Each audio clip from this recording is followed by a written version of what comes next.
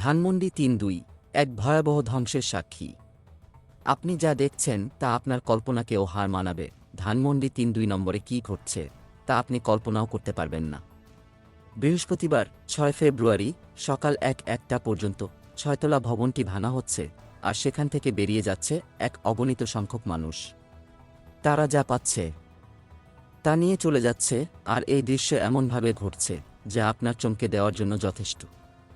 এক ভয়াবহ অরাজক পরিস্থিতি সৃষ্টি হয়েছে, যেখানে সবকিছু ধ্বংসের পথে।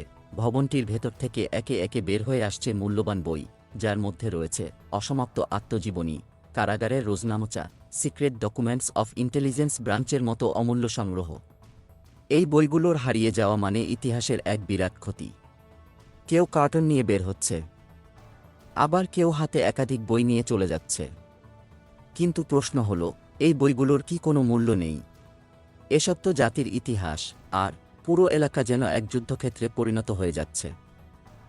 কাঠ, লোহা, স্টিল সবকিছু একে একে মানুষের হাতে চলে যাচ্ছে। আল আমিন নামের এক ব্যক্তি স্টিলের কাঠামো নিয়ে বের হচ্ছিল, আর তার মুখে এক অদ্ভুত হাসি ছিল। সব বিক্রি করব, তারপর মুরগি বা গরু মাংস কিনে খামু, আর কিছু না।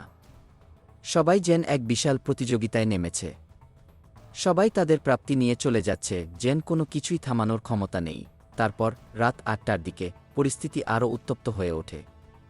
ছাত্রজনতা মিছিল নিয়ে ধানমন্ডি ৩-২ নম্বরে ঢুকে পড়ে। তাদের উত্তেজনা পুরো এলাকা তোলপাট করে ফেলেছে, এবং তারা ভবনটিতে আগুন ধরিয়ে দেয়। আগুনের শিখা আকাশে উঠে যায়, আর পুরো এলাকা যেন এক অগ্নিকাণ্ডের মাঝে ভেসে যায়। এটি এক অবিশ্বাস্য দৃশ্য, যা দেখে এলাকা পুরোই সন্ত্রস্ত হয়ে পড়ে, আর এরপরেও থেমে থাকতে পারেনি ভাঙনের তাণ্ডব।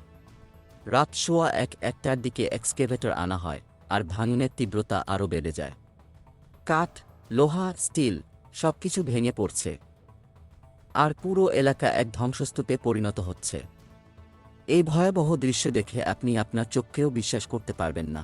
এখনও হাজার হাজার মানুষ সেখানে উপস্থিত। কেউ ছবি তুলছে, কেউ ভিডিও করছে, আর কেউ আতঙ্কিত হয়ে দাঁড়িয়ে আছে। তবে সবচেয়ে বড় প্রশ্ন, এটা কি শেষ? এই উত্তেজনা কবে থামবে? কেন এমন ভয়াবহ পরিস্থিতি সৃষ্টি হয়েছে? এই ধ্বংসের পর